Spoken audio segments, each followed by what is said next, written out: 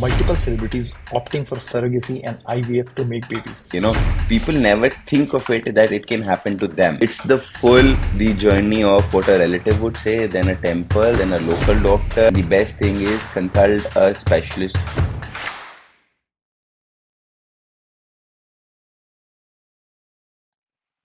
Recently, we have seen multiple celebrities opting for surrogacy and IVF to make babies. But what does the business of making babies look like? So today we talk to Saarthak Bakshi, the founder CEO of Risaa IVF, a large multi-chain IVF company across South Asia. Now Sarthak is an active investor as well, and today we talk to him about everything from parents stealing babies to manhood. Let's go, and thank you for tuning into yet another episode of GoVenture. I'm your host, Pritesh Kumar.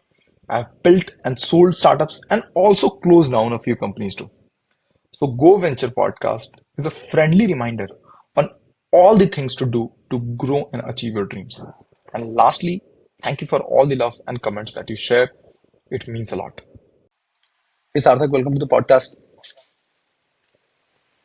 I thank you. Thank you very much. It's a pleasure to be here, Pritesh. Sarthak, why don't you give us a background and what got you started into the IVF industry and what got you started into Risa IVF today?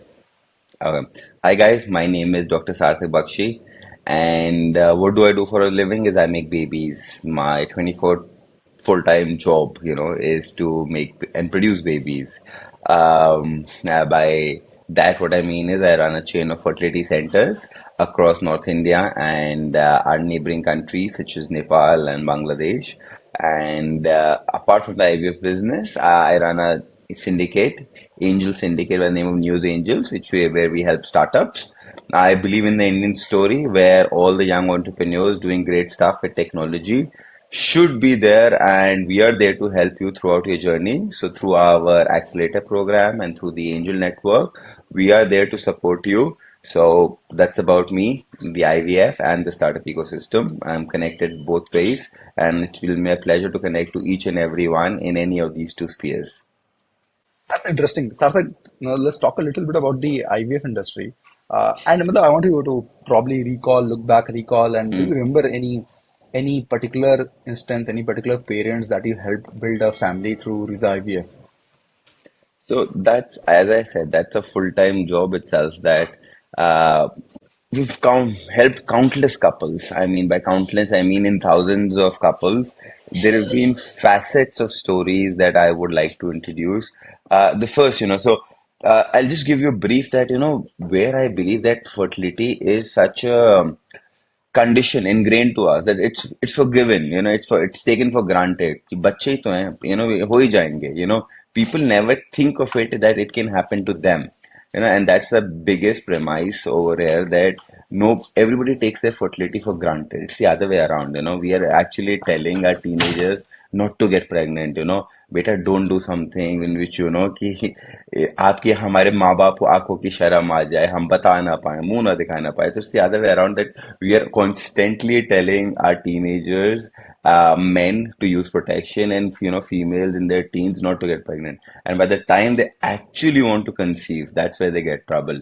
So one of the instances is primarily, that when we get a couple, it had been almost like 11, 12 years since their marriage. And, I said that basic infertility, what is it by definition, is that if you've been trying natural intercourse for 7, 8 months, maximum to a year, and you're still not conceiving. So there is certain form of infertility. So I said, why did it take you such a long time? And to your surprise, no, we were thinking about it. No, we had gone to this temple first of all. We prayed and constantly from Balaji to Tirupati. I mean, from Tirupati to Vaishno Devi to Rishikesh. There is that whole journey that the couples took. Okay, I said okay, and then I said, oh no. Then we went to this Baba. They said he has some magical power, certain cures, certain. Jadi Booty, Ayurveda medicines. Okay, I said, okay. No, finally it did not happen. 6, 7 years passed. Then we consulted a local person, someone local, who put up on our, who gave us certain other medicines. So I could see that, going to a specialist is not the first step. It's the full the journey of what a relative would say, then a temple, then a Baba, then a local doctor, and by the time they reach out to us, it's already too late, and your body has already undergone so much other stressful things that it took us 10, 11 years for them to come to us. Whereas nowadays you would see there are plenty of IVF centers, there's so much information, there's so much knowledge. So if you are having a problem in conceiving, the best thing is consult a specialist, an IVF specialist, as soon as possible, rather than going through this rhetoric journey. So this is one of the example that how people, do not actually go to the right thing at the right time at the right place, and that's where they suffer more or less. And I'm assuming ki going to Baba and going to a temple, this is pretty Hmm. common stuff in India, Very right? common, more in India. Yeah, yeah, very common, more in India. And matlab, in your opinion, does that do any good? Because matlab, there are a lot of, I'm assuming ki attitudinal and matlab, obviously behavioral science भी comes into picture, right? Ki when you go to a Baba or a temple, probably एक behavioral science also comes into picture. एक, and does that help or does that is it counterproductive? It does not help. You're spending away precious time. No, it's a scientific. I think faith is something that you should definitely have. So, if you have faith, you can go for it simultaneously while you're getting treated. But, from a scientific point of view, it's counterproductive, that, something that has to be treated through medicines via technology, via doctors, that cannot be cured. With probably the faith that you're showing from inherently by going to a temple or a baba. I mean, you should do that simultaneously, not depend on that some miracle cure or something may happening or something. And so that's where thing is that people are actually infertility. There is no particular disease to it. I mean, it can happen to anyone, you, me, anyone, normally having anyone, so the biggest factors which anyone can pinpoint to, oh, he's drinking, he's smoking, he sleeps late, and blah blah blah, the most common factor which you see through the eye. But it's not that. It can, as I said, your diet, your food that you're eating, the environment that you're living, the chemicals that you're breathing, perfumes that you're putting on your body, the nail polish, the nail paints, the makeups, all of that, a tight underwear for that matter. There are multiple other reasons, countless reasons which you don't even think and which you're doing in your daily life, which is now affecting. It's all hormonal. Your body, which was actually 50 years ago, I mean, just to make an example, 50 years ago, men could easily produce babies or women could easily have. Now that trend has changed.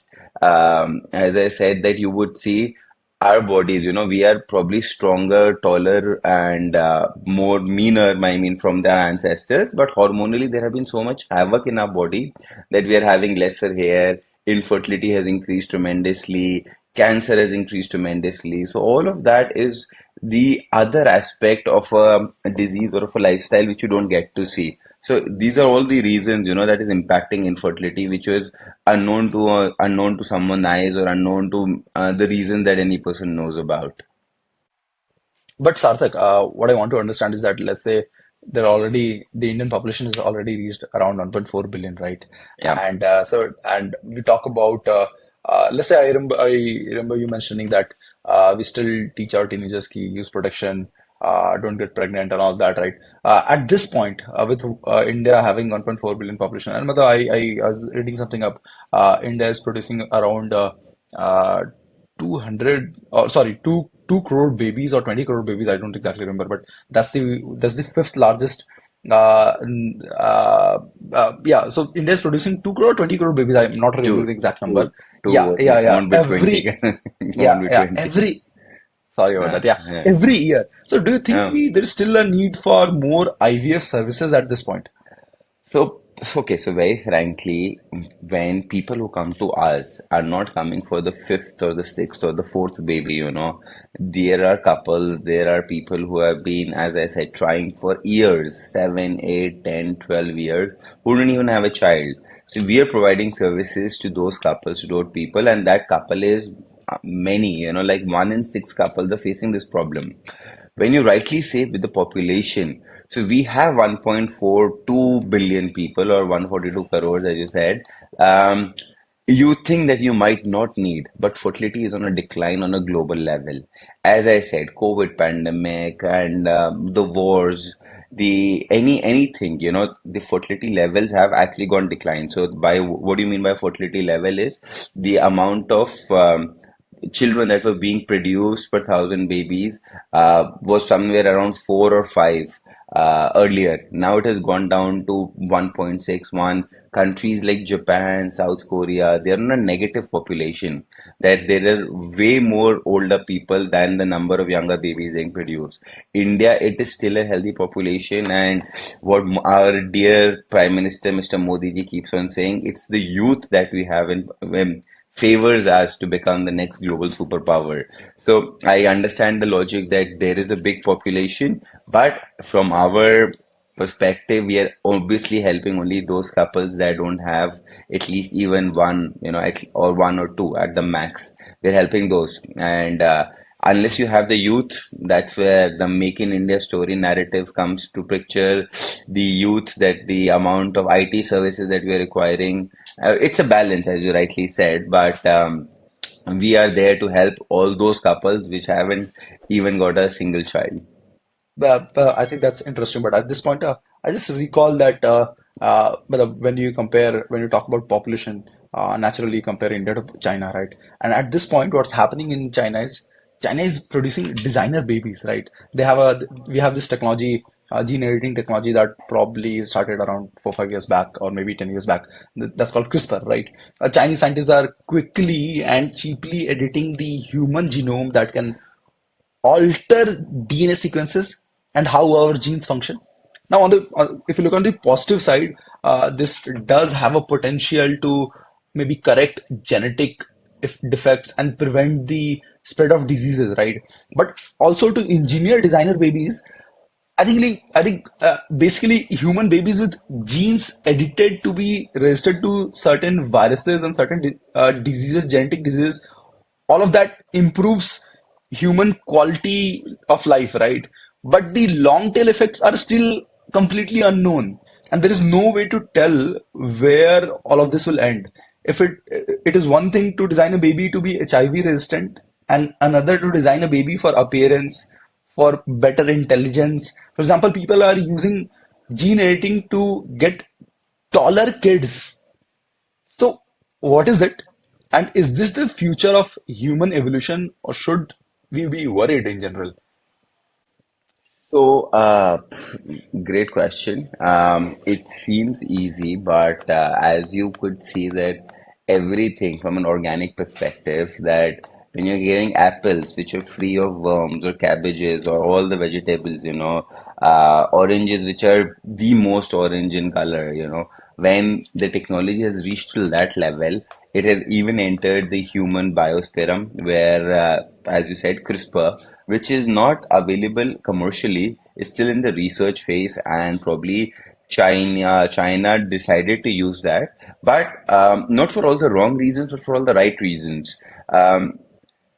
When you have a certain form of disease going from ancestor, could be psychological, could be schizophrenia, could be sickle cell anemia, could be thalassemia majors, when you have a genetic trait which is being passed on continuously, how do you remove that? You can't go for that. That is where CRISPR, and again, this is from a medical standpoint of view, where I believe CRISPR should be applied and is applied right now.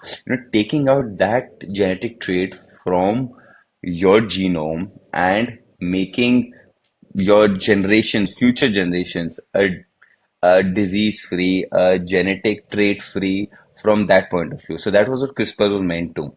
And now, coming to your question, when you can identify genes, why only identify the ones that are causing a particular kind of problem? Like I said, thalassemia majors, or Asherman, or any others, Klinefelter syndrome, not for those. But when you're there, can you do a little tweak?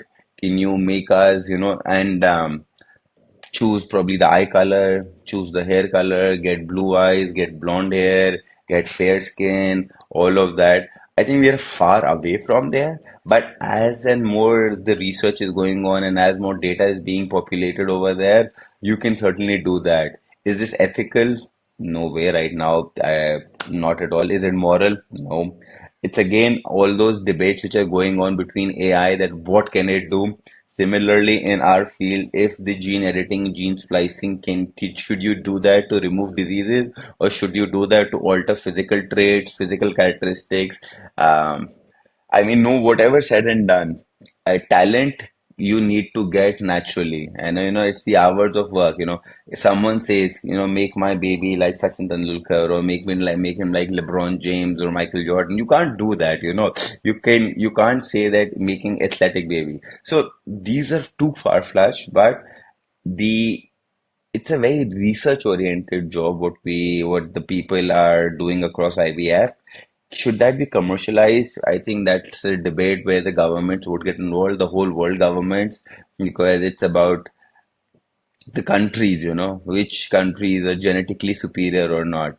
Right now, we are far away from there, and I think we'll stick to our having IVF babies, which are healthy, which can help a lot of couples. That's what the basic premise is to do right now.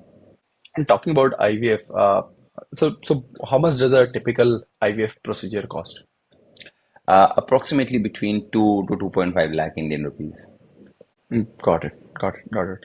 And like when it comes to IVF, do you think we can uh, say parents can opt for a particular gender while Oh. opting for IVF? Can one choose a gender when undergoing that procedure? I know there are a lot of ethical concerns there, but from a practical standpoint, is it even possible? It definitely is in India. So let me give you a brief about the laws that don't allow us. Um, it can be done because it's again testing of the technology. Um, the Indian law does not allow it. So we have in the same way that can we see the gender through an ultrasound? Yes, we definitely do. But are we allowed to tell it to the patient? No. So that's the PNDT rule that we have. In similar way, in the IVF industry, when you do genetic testing on the embryo, so the embryo has XY chromosomes, 23 pairs of XY chromosomes. When you were saying about CRISPR and when we were testing about genetic abnormalities or chromosomal aneuploidies, I know all these technical terms, but when we're testing on them, so we get to see the gender, we get to see the XY, and that's where, so we get to know which chromosome has certain aneuploidies, and when we are checking that, we get to see the gender also. And by we, I mean the genetic lab that is doing the testing. In India, you are allowed to tell which embryo is okay or not okay, like which has aneuploidies, which is not. The genetic lab, whoever is testing, cannot tell the gender. So in India, it's not allowed. And abroad, while you're doing the testing, you're allowed to tell the gender of the embryo, and that's where the selection process comes in. So I think that's amazing because I believe that India has become a hub for medical tourism, for Okay. surrogacy, and a lot of IVF and a lot of overall a medical tourism center. Hmm. So let's say when a couple comes from outside India, will they be what kind of laws will apply on them? Let's say a French couple comes to India or a Japanese couple because that was pretty famous in the news probably a decade back. Let's say a Japanese couple comes to India for an IVF procedure. What kind of laws would apply to them? So medical tourism, India is a very big country for and very renowned. Our doctors are very renowned in all aspects, not only in IVF, oncology, neurology, orthopedics. So we're very renowned. Why are we renowned? Because we are almost, I would gladly put it that we are the most affordable nation for almost all kind of medical treatments. Why are we more affordable? Because we have good resource of doctors, multiple hospitals. The manpower is available at a cheaper price. The other manpower, the tertiary thing, the nurseries, the paramedicals, everything is available at a cheaper price. So any sort of medical treatment is almost way cheaper compared to anything in Europe or the US or the developing countries. So for it's not only IVF, I believe we are the most affordable. Not to use the word cheapest, but we're the most affordable in the world. I can put that hands on out there that wherever we go across the world, we would be the most affordable out here.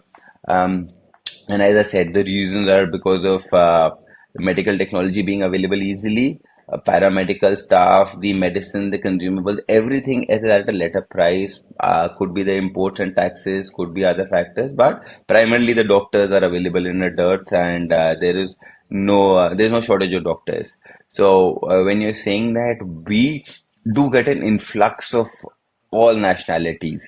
Um, just to give you an example, we don't do surrogacy for foreign couples now because it's not allowed. But when it was allowed in India, the delta or the difference was $250,000 in the US, say to 25,000 or $30,000 in India. That was the difference, and that's why we got a lot of foreign couples for surrogacy back in the days, almost 7, 8 years ago. Right now, even if you're talking about surrogacy per se, who for Indian couples it's legal for anyone who does not have a child. Again, the pricing, if someone is choosing abroad in India, we are way affordable. There is no comparison in terms of prices and what we can do and whatever is offered abroad. Um, to put it in a nutshell, nothing beats Indian doctors and nothing beats the prices of the services that we offer compared to abroad. So I think I want to come to surrogacy. Surrogacy is a pretty interesting topic, okay? Yeah. But and it's a probably a massive topic of discussion itself. But I want to come back a little bit to the IVF part, and also I want to come to surrogacy. When should one opt for surrogacy and all that? But I want to talk about IVF first. When do you think a couple should take the decision for going for an IVF? As I said, best thing is, so say, uh, if you know someone who has suffered who suffered infertility, or if you know a couple, our society almost puts it the pressure. I don't know if you're married, Prateek, but say if you're married, the next question someone was going to say, if I meet you for the first time, hey, are you married? Oh, yes, I am. The next question automatically is, oh, so do you have children? And that's the mental pressure that the Indian society already creates on a couple. Oh, acha, nahi, no, why we don't have. क्यों? कितने साल हो गए शादी को? We have the third question. It's like a forgiving choice कि भाई अब तो बच्चा करना ही है, शादी हो गई है और तो कुछ काम है नहीं. And that's where, that's the dilemma that probably the young generation is going through. Ki either make a career, have a house on your head, probably travel the world a little, and then think of the family. Whereas our forefathers, our ancestors, our parents, are shadi, मेरा बच्चा करो, 2 3 साल हो गए, and that's what the best advice is, that even if you don't know, you have certain uncles, aunts or relatives, and oh अच्छा बच्चा नहीं कर रहे क्यों बेटा, I'll give you some special ginseng tea that I bought from China or Vietnam, try that. Someone will start telling you बेटा अश्वगंधा गिलोय कावा काढ़ा जूस पीना शुरू कर दो.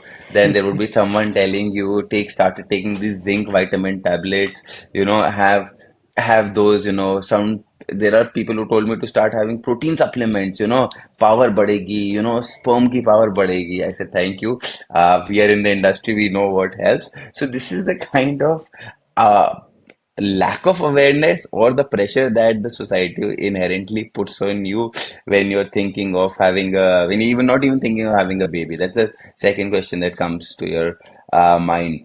Um, I'm sorry, I forgot. What was the question? I think we were talking about when should parents decide to go for an IVF. So that's the thing. When the pressure is already there, and as we spoke in the beginning, that fertility is taken for granted कि हो ही जाएगा नहीं होगा. When do you feel? It's a very personal question. I would say for men and women, it's a different thing. The fertility for men is still prolonged, still 45, 50. There is a little value that you can, the sperm does not degenerate. But for women, the biological clock and career clock are in opposite directions. Post 35, the biological clock goes down tremendously. Even if women want to have a baby, it becomes really difficult for them because it's not in their hands. So the age is a very important factor. If you're getting married late, then you need to have a baby as soon as possible. Or in terms that if you have done egg preservation, if you've already preserved your fertility, that's a separate issue. But there is no right age and there's no wrong age. 25 is also right, 30 is also right, 40 is also right, depending on when the person is ready, when the person is not. But fertility is not in your hands, and it's a very difficult thing. From a man to man, like if you and me are talking, we never share if the problem is going through. So when we see, when you say that, what do people think about infertility? Men generally can't talk about them. Men are not emotional. If me and you are talking, and if I'm undergoing IVF, I will not even share that. I've seen that, I cannot speak about if there's a problem with my sperm. I will not tell you. My men can't share that my emotion because it makes us feel less of a man. It's that kind of a trauma that what do I tell to my friend? Yeah, my swimmers are don't swim at all. They're too slow. By the time I'm thinking, in a nutshell, if I'm telling you that the motility is not there, that it takes the value of motility, there are only three parameters: morphology, motility, count, or where my swimmers, there are very less of them. There should be 40 million and there are only 2 million. I can't share because it makes me feel less of a man, and that's the thought that most men have. And they keep bundled all these emotions within themselves. Whereas women, on the other hand, if they're going through the process and if they have their emotional crucial, they'll share that through with someone. So they share the burden. I could not conceive, there's a problem, the egg quality is not good, or the uterus, there is certain other issues, koi fibroids, koi cysts. They can easily say that out loud. And that's where it is helping women to have a hand onto that. But for men, they don't. When they don't share this issue, the emotional bundleness comes up. So there is no right time for IVF. It's as soon as you feel that you are ready, please go ahead. Don't prolong, because once the body cannot um, have a natural conception, and once you start coming for to a specialist to see, it is it's not a painful procedure, but it's an emotional roller coaster. So I would not suggest anyone to go into this emotional roller coaster if you can naturally conceive. And for natural conception, time is the best healer as soon as possible. I would say people who used to have babies in their 20s earlier, now it has gone to the 30s. So please keep a particular deadline to go for it. I think don't prolong, don't delay is the key takeaway, Yeah, right? yeah, yes, true, true, true. So just to put your listeners onto the spot, Pritesh, are you married? No, I'm not yet. Are you Okay, not but married? but I understand where you're coming from. But Sarthak, I just wanted to thank you for putting me in the spotlight, though. But I think when we were talking, no, I just realized that the problem is so rampant. Almost every so I'm of an age where most of my friends are today Hmm. getting trying to get become parents, try or have gotten married for probably last 3, 4, 5 years, and are Hmm. probably thinking about getting Hmm. become parents, if not Yeah. become parents, right? And I've realized that almost it's not a problem that probably certain couples are facing. It's a problem that only a certain couples are able to escape. Most of my friends are facing, even at workplace, I've heard this problem from multiple people. Most people are facing this problem today. But why do you think so? Why do you think what's happening? I I told you now that whatever factors we thought, our bodies have undergone so much things chemically. The diet that we're eating, the chemicals, the environment, they all have a part to play. It isn't the likelihood that because once someone smoked or someone drank or someone eats a lot of fried stuff or someone is fat or that because only they can have a problem. Anyone healthy. So just to bust a myth out there that infertility is not a woman thing, it's 50% men. 50% of infertility these days is caused by male infertility, and the rest 50% you can say is female, or 40-40 and 20% is unexplained. Uh, you are, I'm telling you, everything is so chemical that we're eating. It's nowhere the organic food that we're eating. The environment is so polluted. The water that we're drinking is not as clean. All these small little factors have, just compounded. It's not, it's all the combination and multiple things that we have been doing from times immemorial that when we start trying at say 35 or 20, 32, 33, our body has already undergone, just to tell you, probably a grandfather, the normal, or even our father's, or at a father's time, the amount of sperm count, which was considered normal by WHO, was 100 million. the value that is these days, what WHO says is common, is 40 million. That's how the sperm count has decreased. That this is now what we consider as a healthy average value. From 100 million, we're down to 40 million. So you can imagine generally that our bodies are not even producing that much, something that much sperm that was supposed to be normal. It it is only increasing. And I said 1 in 6 couples are facing these problems, and the couples are plenty. I think IVF is a very tough topic to discuss, Sarthak. I just realized based on the discussion that we were having over the last 5-10 minutes. I think matlab, not just from a emotional and from an ego point of view and probably manhood kind of point of view and being very personal, but also from a point of view that a lot of communities have historically had a lot of reservations towards say IVF in general or in general fertility solutions. So have you seen say religious views coming into conflict? I mean, does religion like in Islam or Hinduism allow for IVF interventions? So I won't say, but to tell you very frankly, I mean, from Ramayana, Mahabharata, I think IVF and surrogacy is being done for that. How did 100 Kauravas get produced, in matkas? I could call that surrogacy, or how that some Baba gave an Ashirwad and suddenly you are pregnant. So there was Mhm. no natural intercourse. Probably IVF or surrogacy has been there from times immemorial. What we have been reading, how our gods have been produced, how our, from Ramayana and Mahabharata, all that have been done. So it's been there, done through times immemorial. From a religious standpoint, the laws are different from every religion to religion. Certain religions like Hinduism doesn't say anything in terms of allowed or not allowed, but like in Islam, it's not allowed to use an egg donor.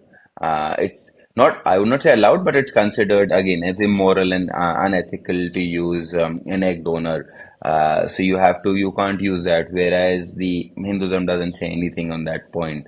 Um, World over, there are so many LGBT community which has now come up, which is being given. They're fighting for their own rights, and apart recently, till recently, single men could have babies through surrogacy. And by single men, I mean men who are Mhm. unmarried, could be divorced, are part of LGBT, anything. But if they have to, gay couples abroad, they generally go for surrogacy wherever it is legal in many part of the countries. But in India also, I know, to name a few, I can name obviously the celebs who are single Mhm. and have babies, Karan Johar, Tushar Kapoor, multiple other people who have had babies through surrogacy. Because Pritesh, what do you think, why do people want to have babies? Is there a necessary, as you said, we already have 1.4, but I think it's a deep psychological need, that you need certain essence of your life. Why did I do it for? Is there someone that I'm leaving all of this? I'm doing so much work. Am I creating wealth or not? That's a separate. But what am I doing? Who am I doing this for? What's the purpose of my life? Is there somebody who's going to carry on my name, my legacy? So the deep psychological thought is probably, I think, that drives someone to have a child, or have a couple of children. So someone is there as your essence, someone you've biologically passed your trait, someone is going to carry on your name. So that psychological issue, I think, pushes each and every one to have a baby. I mean, I can like your views, if whenever you get married, say, and if you, why would you want to have a baby?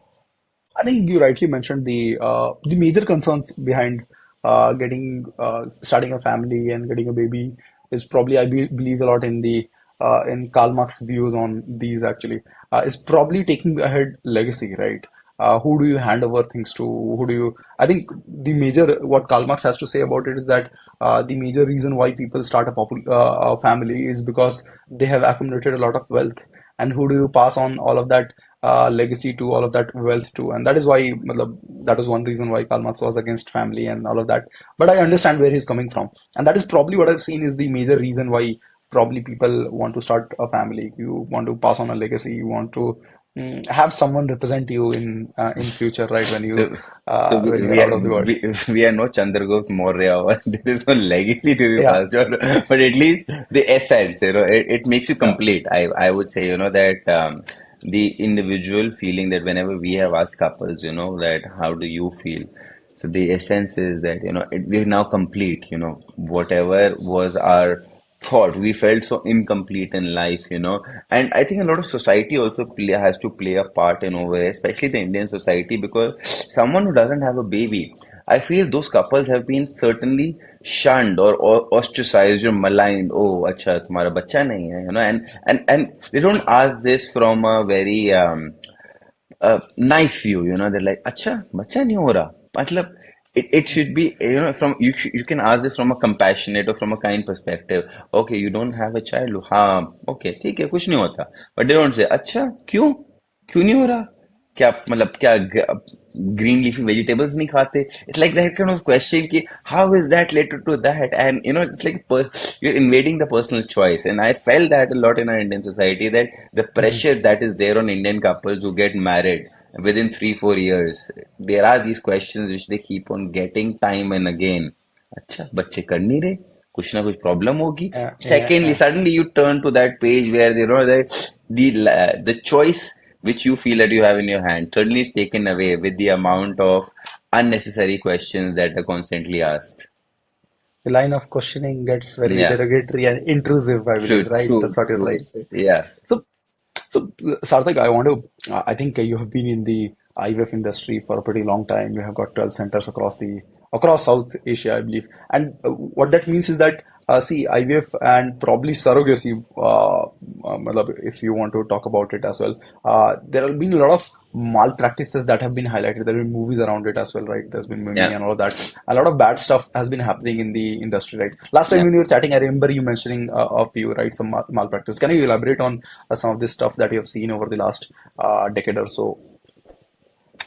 So malpractices. As I said now, every pond can have a rotten fish, or everybody can have. I mean, there are certain bad apples everywhere. Um, Malpractices is again by choice, as I said, that even through ultrasound, which is the basic technology that you're seeing, and if you're telling the gender, and some people are getting aborted, it's like female feticide, which has been a topic for many many years in India. So that malpractice is using the ultrasound in a negative way, and again similarly using IVF, which is such a beautiful and a precious technology. If you're using it for sex selection, already wanting a male boy only, and not using it could be either male or female. That is one of the malpractices. Surrogacy, which is again a beautiful thing, that someone, a third person, a third woman who's ready to help you out, but there are chances, that uh, throughout the conception phase there can be the baby is not perfect, it can be suffering from down, or can be autism, or can be certain other diseases. If that is not detected at the right time and the baby is produced, do not accept the baby? Do you leave the baby because you did not go through that 9 month practice and you did not go for that? So that is there, and again, this has been minimized a lot. It cannot happen, but there's like one in a million chance, which was shown in Good News, the sperm mix match. Since we are doing multiple cases within a Mm. day, that I had given my sperm, which got mixed up in the laboratory and got selected with the other, and the DNA swap happens. So that is one of off cases, one in a million chances, but certainly it can happen. There is a human error attached to it. So all these things which have been shown in movies, which is highlighted in a big way, that people doing it out of money or greed or for the wrong reasons, which isn't true. That there are, again, as I said, there are certain bad apples everywhere. There are certain needs, but I feel that one of the bad apples where I've seen is that people go towards desperation. Having a child becomes such a desperate issue for certain people that people are ready to do anything. If they can't afford IVF, if they're not, they're ready to buy and sell babies, which I've seen a common parameter, which was highlighted last month also. If you're Mm. if certain woman is carrying a baby and they're not able to, they can't afford, they can't take care of the baby for their life, they're ready to sell their babies. Certain women who probably undergoing surrogacy, who know that it's not their baby, they're not ready to give that back to the couple, probably can run away and sell that baby to the other. So these are all the worst kind of situations that you can think of, where child trafficking and human trafficking comes into play. So that is where I would suggest that bad apples can spoil, but those bad apple does not mean the whole industry. That's a very minuscule percentage which can malign and put shame to the industry, and that's definitely what we have seen in our industry. And what about surrogacy? For probably our audience here, I'll just mention that surrogacy is when a third person, a mother, a female, carries a couple's baby for probably a few months or for the entire nine For the month whole, for period, the and whole, yeah, for yeah, the whole 9 month period. And when they deliver, the baby goes back to the couple, and there is a yeah. obviously monetary transaction for that. What are the major concerns around? Are there any major concerns around, say, exploitation of this surrogate mother Yes, in the industry? yes, yes. So now, if I take you 5 years back, and now there are different scenarios. 5 years back, commercial surrogacy was allowed. That monetary compensation were being given to women to carry on this child. Where the question comes, as you're rightly saying, there was exploitation of women. Now that thing has been taken out by the government. The law has come that there cannot be no monetary compensation to given to women who's carrying a child. It has to be done altruistically. You can only take care of the mother for those 9 months. So that has been done and dusted by the law that we are following now. Um, in yesteryears, 5 years ago, when someone was approaching and we are doing that. So when you think of it, again, it's a moral and ethical question, Pritesh, completely. Say a woman who would get 8 to 10 lakh rupees for doing this act, being a surrogate mother. What does that 8 to 10 lakh mean? And when we asked, since we did a lot of surrogacy back in the day, when we asked this question, what is the need? Do you know what do you think is, if I ask you, why would people do that? What is the prime three main reasons is according to you for someone going there? Buying a LV bag, buying a Hermes? I can't think of three main reasons, but I can obviously think from a surrogate mother's perspective. India is a Hmm. developing country. Both the extremes exist where people, wealthy enough people exist, and there are people who are probably way below poverty line today. And I can understand where, say, the 8 and to 10 lakh rupees. I was not aware of the number, but when you just said that was the first thing that came to my mind, could make a lot of difference in a mother's life or in a female's life who would be ready to take this up as a 9 month gig gig per se, right? To Gig probably economy, yeah. change, yeah, to probably change their own personal family's overall trajectory. So I understand where a surrogate mother might be willing to take this up in a country like India, but then I also understand where this could lead to a lot of exploitation of such female who are willing to sacrifice something as big as probably taking up someone's baby just for the sake of money, right? Is that something that you've seen pretty often? No, so that's the thing that when we asked this question, when we did a survey of these 1,000 surrogate mothers, the three prime reasons, it wasn't that, oh, I'm doing this because I want an iPhone, or I want a trip to Europe, or any one of the materialistic reasons. No, the first primary reason was I wanted to secure my children's life. A surrogate mother already has her own children. So the primary reason was that I need to secure their education. The money that I'll save will be going into the education. Second, prime reason was I want to put a roof on my head, a pakka roof, a brick layered house on my head rather than something which is not there. And the third reason was we have to clear off our debt. My husband is already in debt and I'm doing this to clear off the debt or something. So these are the prime three major reasons that we thought of. So when uh it's again, is it morally good, ethically good? I am not saying that you need to be a surrogate mother, but someone that is getting that much amount of money compared to a daily wager or compared to a manual labor, we all have buys in our house. You have someone cooking, someone cleaning, someone doing other kind of stuff. If they're getting 8, 10,000 rupees, how much of the money do they save out of those monthly expenses? If they're saving only 3, 4,000 per month, compare that to the 10 lakh or upwards of money that they're getting. It was a choice between that. And when they choose surrogate mother, not only I'm saying that you should be, but the amount of happiness they're giving to that couple, which is not being able to get a baby, and if you were getting monetarily compensated for that, that was the fair trade that was happening, which was allowed earlier, and that is where surrogacy was growing in India because of these fair reasons. I'll be very transparent and fair. And these are the reasons that why someone wanted to be a surrogate mother and what they were getting in return. Fairly and plausibly, that was happening. Um, it was growing, it was evident, and the amount of money that was flowing on was used for these primary reasons, as I said, not for any materialistic point of views. So it's been a moral debate that is it should be allowed or not allowed. But there are so many medical reasons that prove women can't reproduce. What do they do? I am all up for adoption, but when you Google, say you can Google yourself the adoption rules. It is very difficult. There is a long 2 to 3 year waiting time, and the laws to certain, there has to be multiple background checks. There are multiple agencies involved. I am up for the government, to make adoption fairly easy, make it plausible, understand, and get it done.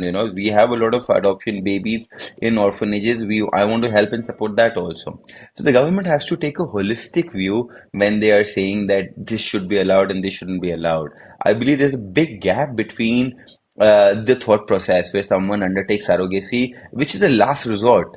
I can tell you with all my years of experience that surrogacy does not come as a first thought, oh, we can't have a baby, let's go for surrogacy. Never ever. As I tell you, the tradition goes from relatives, advices, parents' advices, to friends' advice of green leafy vegetables, to ginseng teas, to temples, to babas, to a general, your home doctor, gynecologist, and IVF. So when you cross that threshold, and in that threshold, surrogacy is the last form of